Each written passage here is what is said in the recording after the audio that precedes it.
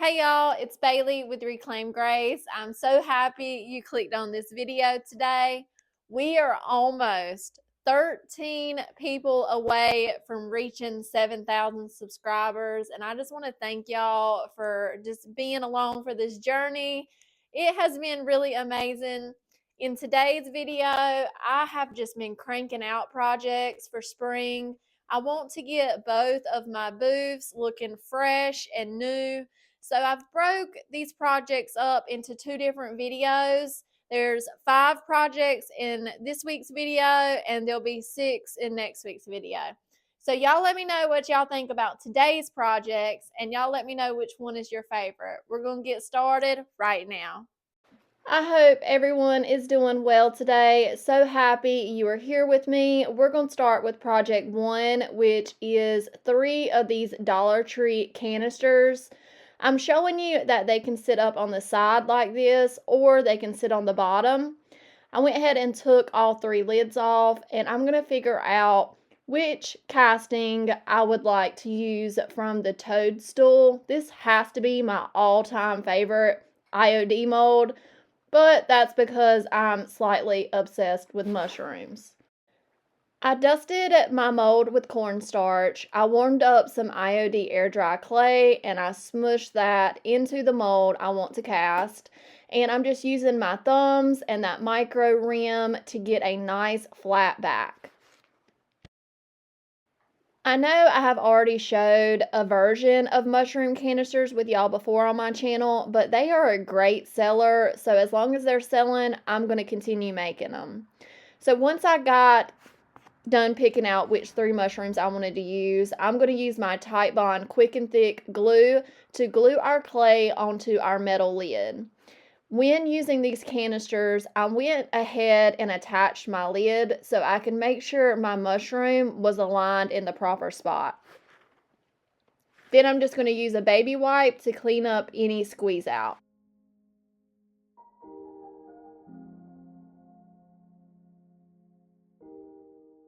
I love painting my canisters with a taupe color, and this is a new fusion color called Tapestry. I'm going to mix this with some salt wash and get a pretty thick mixture. Stir that up with my paintbrush, and we're going to apply this to our lids. I'm going to use a tapping motion, especially on the smooth surfaces, just to create some texture and to fill in any gaps between our clay and our metal lid.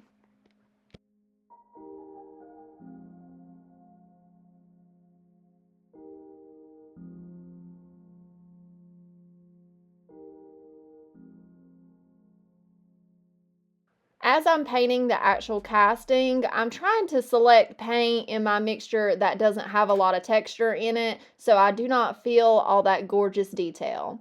I did go ahead and dry this with my heat gun and then apply a second coat. After 2 coats, it had really good coverage.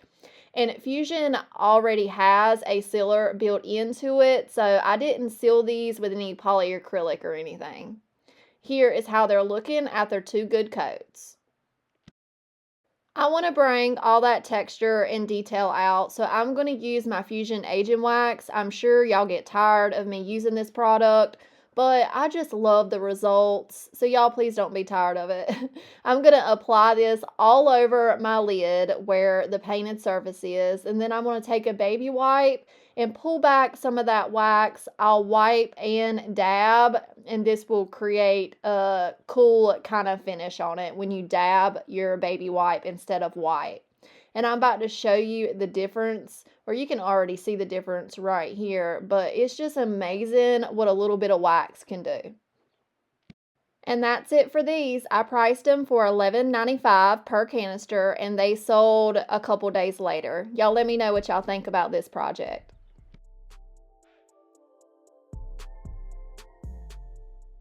Second project we're working on in today's video is this cute little 5-drawer dresser. I picked this up for $5 at a flea market. It had globs of white paint on it. It's a solid wood piece. Just needs a little bit of makeover and some cleaning up. I'm going to start this project like I start all my projects, with a good clean. I'm just using some Dawn and some hot water with a microfiber rag. Really touching every surface, even inside the dresser. I'm going to use my little dusting brush and get rid of any spider webs and any dust that has collected. I'm going to get rid of these wooden knobs, and they were painted on, so they were a you-know-what to get off. But I'm going to save these and put them in my stash, just using a flathead and my hand to twist those off, because we are going to be filling in these holes. I'm going to use some Bondo. This is a 2-part body filler, but it's just like wood filler. It dries within 30 minutes. It comes in a 2-part mixture, the cream and then the hardener. You just add a little drop of the hardener and mix it, and then you need to use it right away because it will dry up and not be usable in about 5 minutes. I love using this product because I can sand within 30 minutes. I really love making over two-tone finish dressers, so I'm going to get rid of this thick white paint. I started off with this carbide scraper, but you can see it was not doing the work, so I switched to this little sharper one, and it will cut through that finish a lot easier. You could always sand this off, but it will really gum up your sandpaper, or you could even use a chemical stripper. But this is just so satisfying to me, so I took this process, and then I also scraped around the sides. Once I had the majority of the paint removed from the top, I'm going to take some 80 grit sandpaper and just smooth this top out, get rid of that little bit of stain hanging on, and smooth our surface. While I had my sander out, I went ahead and scuffed up the rest of the body as well. By the time I was done scuffing up the body of the dresser, my Bondo was cured, so I sanded it off. And while I was sanding this, it just was not looking right. So I took my scraper and scraped all of the drawers. It was just not going to be a smooth finish, so I decided to put in the work and to scrape the paint off the drawers. So y'all know, if you watched my last furniture makeover, I wanted to paint a dresser green. This is Fusion by Bayberry. It's a beautiful green color. So I am going to be doing that today, and I think this is a much better fit for this smaller dresser. So I just applied a few coats to the drawers, and that was really good coverage. I did not feel like I needed to prime this piece because Fusion is an all-in-one paint. It already has the primer built into the paint.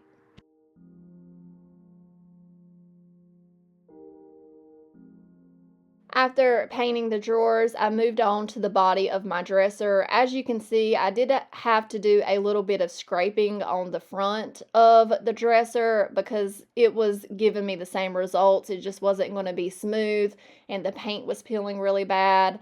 This part of the dresser right here, I did not feel the need to strip that paint off, but this did require 3 coats to cover up that white. Once I got all of my coats of paint on, I let that dry overnight, and now I have my sander out with a 120 grit, and I have my sander turned down to the number 2 speed, and I'm just going to hit some of the corners. I do want to keep this as a primitive looking piece, so I'm just going to scuff up those corners and bring out some wood detail. To finish the top, I'm going to lightly mist it, and then I'm going to use my Paint Couture Van Dyke Brown Glaze. I'm going to use this as a stain, just applying it with a chip brush with the direction of the wood grain. Once I get that applied, I will do like a one continuous stroke just to make sure my brush strokes are even, and then I will lightly wipe away the excess with a baby wipe. Once that was done, I did apply that antiquing glaze on all of the dresser just to deepen the wood tones I brought out with the sandpaper. And now I'm just going to measure and attach my apothecary label hardware. Say hello to your fans. Say hello. Say hello, fans. I added some receipt old receipt paper in the label holders, and this piece is done. I love how it came out, and I priced it for $90. Y'all let me know what y'all think about this one.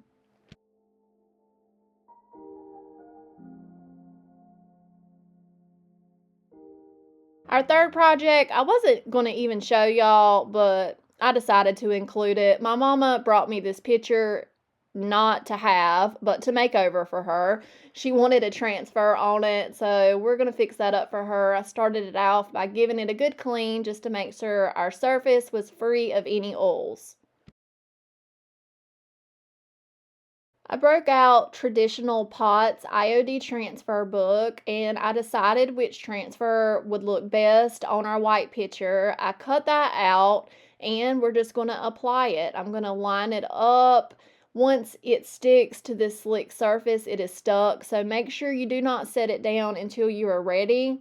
I'm going to apply pressure all over the transfer, and then I'm going to start on one corner and just start rubbing and lifting slowly until the transfer releases. Always make sure you move slowly in case a piece of transfer is still on your backing. That way you can lay it back down and rub some more, and it should come right off. Once we get our transfer down, I'm going to take that backing and burnish it on really well. I did not seal over this because it's for my mom. If I was to put this in my booth, I would price it for $16.95. What do y'all think about this easy project? Our next project I have had in my stash for a couple years, just didn't know what to do with it. I paid $5.99 for it, and it's a terracotta vase that was spray painted red. I attempted to scrape off that red paint a long time ago, and that was going to take forever, so it just kind of got put on a shelf and forgotten about until recently.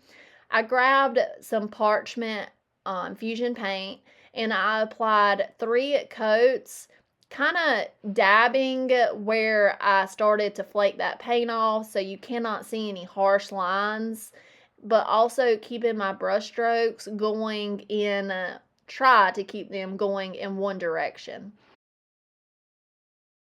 I also went down a little ways with my paint just to get rid of any obvious red paint.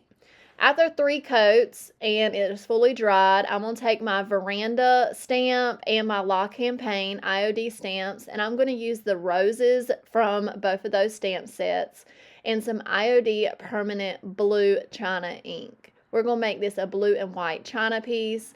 I inked up, this piece is from the La Campagne stamp, and I'm not going to use a thin mount so I can really flex that stamp. Hold with one hand at all times and press with the other hand. This will keep your stamp from shifting on you. And I just used these 2 stamps in a pattern one after the other until I made my way around the bottom of the vase.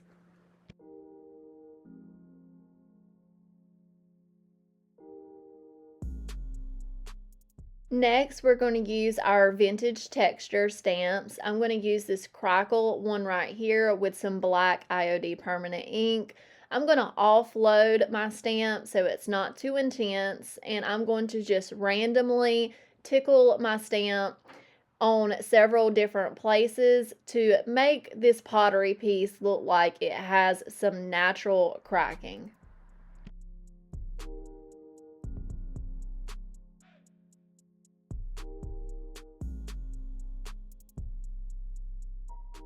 I heat set all of my ink, and then I gave it 1 coat of flat clear coat. Once my clear coat was dry, I'm going to bring some age to our vase by using, of course, my Fusion Age and Wax. I'm going to work in sections, applying it to a small section, then use a baby wipe and pull most of that wax back.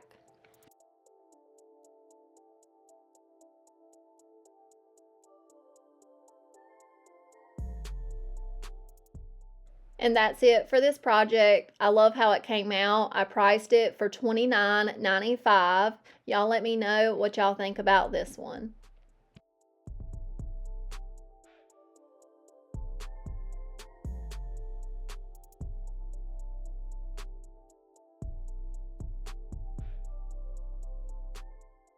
I just recently thrifted a whole bunch of pretty detailed frames from Salvation Army. I paid $1.99 for this one. I'm going to go ahead and take that glass out. I'm going to use this color by Fusion. I don't even show you what color it is, but I believe it is cashmere. It is cashmere. And I know it is very similar to what it already is, but I just felt like freshening it up. So I gave it one coat all over, let that dry, and I'm going to use this piece of decoupage paper. I think this is from last year's spring release from Royce Cycle decoupage paper. I'm going to use my backer to just measure it out, and I'm going to use a glue stick to attach it. Just doing a starter strip and then pulling up the bottom half and attaching it the same way. I do go over that and just make sure everything has made good contact with my hands, and then I'm just going to seal this piece with some Fusion Agent Wax, and that really brings out the gorgeous detail to the frame. I put everything back together. I priced this one for $14.95. Very simple, but very beautiful. Y'all let me know what y'all think about this one. And thank y'all for spending your time with me today. If y'all got any inspiration from today's video, hit that like button, comment which project was your favorite, and consider subscribing if you have not already. Bye.